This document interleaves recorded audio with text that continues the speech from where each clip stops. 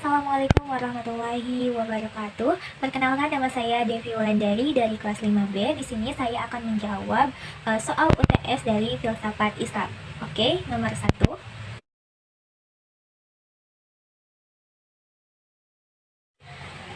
Al-Kindi melihat filsafat dan agama bukan sebagai entitas yang berlawanan, melainkan saling melengkapi untuk pencarian kebenaran. Menurutnya, ilmu agama merupakan bagian dari filsafat dan wahyu ataupun agama dapat dipahami melalui kerangka berpikir filosofis. Al-Kindi juga percaya bahwa wahyu dan kebenaran filsafat saling konsisten dan selaras karena keduanya berasal dari sumber yang sama, yaitu Tuhan. Bagi Al-Kindi, filsafat membantu untuk memahami ilmu agama lebih mendalam, yakni dengan beberapa cara. Yang pertama, filsafat menyediakan metode berpikir sistematis dan logis untuk menyingkirkan kesalahpahaman yang keliru. Kemudian yang kedua, filsafat memungkinkan penggalian makna tersirat dari ayat-ayat suci dan menghasilkan pemahaman yang lebih jernih. Kemudian yang ketiga, seperti dalam contoh pembahasannya tentang keesaan Tuhan, Al-Kindi menunjukkan bagaimana filsafat dapat memperkuat dan memperjelas ajaran agama dengan menggabungkan antara argumen filosofis dan ajaran agama. Intinya, Al-Kindi melihat filsafat sebagai alat untuk memperdalam agama, bukan sebagai ancaman terhadapnya.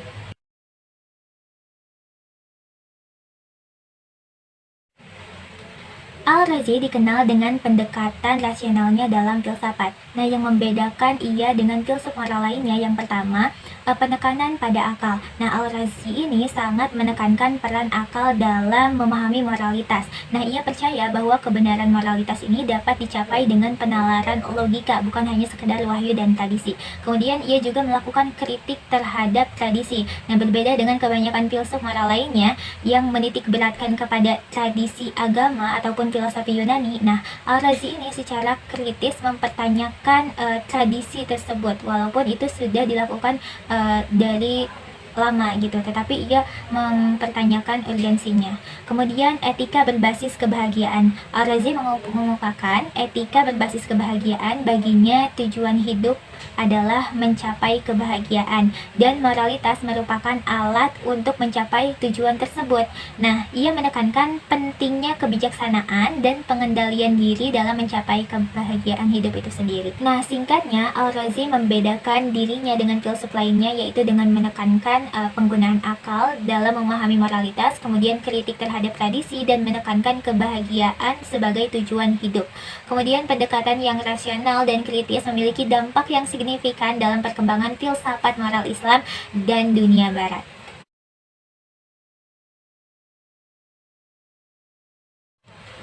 Al-Farabi mengembangkan konsep Al-Madinah Al-Fadilah ataupun kota yang ideal yang mencerminkan visi masyarakat idealnya. Nah, pandangannya dipengaruhi oleh Plato dan Aristoteles, namun diinterpretasikan ulang dalam konteks Islam. Nah, kota ideal baginya bukanlah sekadar letak geografis dan semacamnya, melainkan komunitas politik yang terorganisir untuk mencapai kebahagiaan ataupun al-sa'adah bagi seluruh warganya. Nah, adapun ciri-ciri utama kota ideal yang diusung oleh Al-Farabi, yang pertama itu kepemimpinan yang bijaksana. Nah, raja ataupun pemimpin bukan hanya penguasa politik, tetapi juga memimpin moral dan spiritual yang membimbing warganya menuju kebaikan. Kemudian yang kedua, cirinya yaitu warganya itu berbudi luhur. Nah, terdiri dari individu-individu yang berbudi luhur, yakni mengejar kebaikan dan memahami kebenaran. Selanjutnya yaitu sistem pemerintahan yang adil. Nah, berbasis keadilan, hukumnya adil, dan keseimbangan kekuasaan untuk menciptakan masyarakat harmonis dan sejahtera. Nah, kemudian selanjutnya ada keadilan sosial dan ekonomi. Nah, di sini penting untuk memakmurkan dan mensejahterakan, kemudian mendistribusikan adil di antara warga tanpa kesenjangan yang signifikan.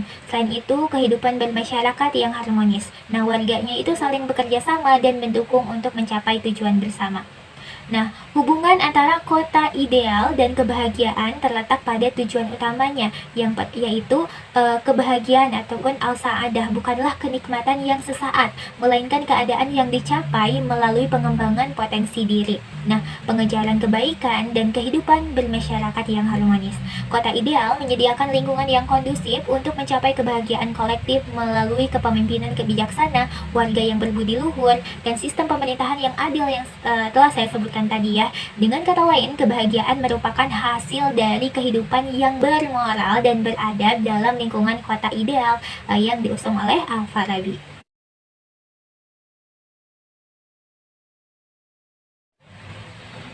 Ikhwan Al-Safa ataupun persaudaraan kemurnian menggunakan pendekatan ensiklopedis dalam 52 risalahnya. Nah, rasail Ikhwan Al-Safa ini untuk menyatukan filsafat, sains, dan agama. Nah, metode mereka ini melibatkan metode sintesis pengetahuan dari berbagai sumber. Nah, sintesis multisumber ini mereka menggabungkan filsafat Yunani, ajaran agama Abrahamik seperti Islam, Kristen, Yahudi, dan ilmu pengetahuan empiris yang ada pada masa mereka. Selanjutnya ada metode elektik ataupun al-talfik.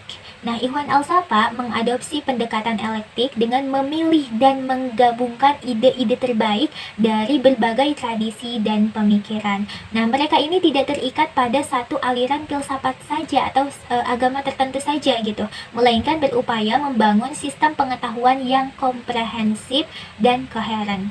Kemudian yang ketiga, penekanan kepada akal. Nah, Ikhwan Al-Safa sangat menekankan peran akal dalam mencapai kebenaran. Mereka percaya bahwa akal manusia mampu memahami realitas dan mencapai pengetahuan yang benar baik tentang dunia fisik ataupun dunia metafisik.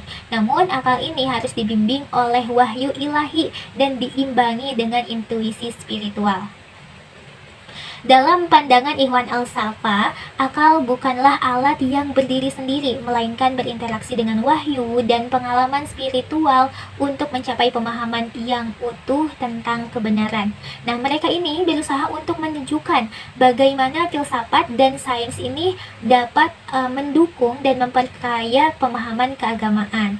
Dan sebaliknya, bagaimana ajaran agama ini dapat menginformasikan dan membimbing penyelidikan ilmiah dan filosofis. Nah, tujuan utama mereka ini sebenarnya adalah untuk mencapai kesempurnaan spiritual dan intelektual yang mereka yakini dapat dicapai melalui integrasi harmonis antar akal, wahyu, dan pengalaman. Jadi intinya pemikiran Ikhwan Al-Safa ini adalah mengintegrasikan atau menggabungkan antara filsafat, wahyu, akal, kemudian pengalamannya gitu.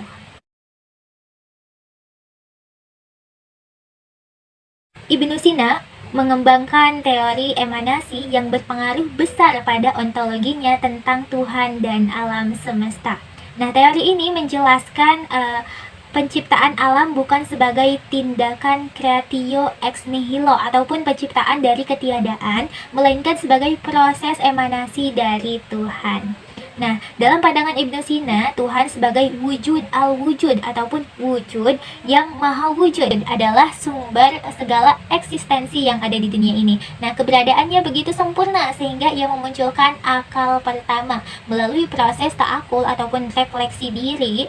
Akal pertama ini sebagai emanasi pertama dari Tuhan, kemudian memunculkan akal kedua dan seterusnya hingga mencapai dunia material. Nah, proses ini bersifat hierarkis dan menurun dengan setiap tingkatan eksistensi memunculkan tingkatan di bawahnya. Nah, jadi alam semesta ini bukanlah sesuatu yang terpisah dari Tuhan, melainkan merupakan manifestasi atau pancaran dari Tuhan. Setiap tingkatan eksistensi memiliki derajat kedekatan yang berbeda dengan Tuhan, dengan akal pertama paling dekat dan dunia material paling jauh. Pengaruh teori ini terhadap ontologi Ibnu Sina sangat signifikan, yakni ada beberapa poin. Yang pertama, keesaan Tuhan. Tuhan tetap transenden dan tunggal sebagai sumber segala eksistensi tanpa tercampur dengan ciptaannya. Kemudian yang kedua, kesinambungan eksistensi. Nah, alam semesta bukan entitas yang terpisah, melainkan manifestasi dari Tuhan yang menunjukkan kesatuan antara pencipta dan ciptaannya. Nah, kemudian yang ketiga yaitu hierarki eksistensi. Terdapat hierarki yang jelas dalam eksistensi dengan Tuhan pada puncaknya dan dunia material pada tingkatan terendah. Nah, selanjutnya ada penolakan creatio ex nihilo. Nah, teori ini menolak banget gagasan penciptaan dari ketiadaan dan menekankan proses emanasi sebagai asal mula alam semesta. Nah, singkatnya, teori emanasi Ibnu Sina ini menggambarkan alam semesta sebagai pancaran dari Tuhan Yang Maha Esa, mengungkapkan kesatuan, kesinambungan, dan hierarki eksistensi dalam ontologinya, sekaligus mempertahankan ketransendenan ataupun ketunggalan Tuhan. Nah, ia menawarkan alternatif terhadap konsep penciptaan dari ketiadaan. Nah, mungkin itu yang dapat saya sampaikan terkait jawaban-jawaban yang terdapat dalam UTS Filsafat Islam. Nah, kurang dan lebihnya mohon maaf karena saya manusia yang pasti memiliki kesalahan. Nah, terima kasih atas perhatiannya. Cukup sekian. Wassalamualaikum warahmatullahi wabarakatuh.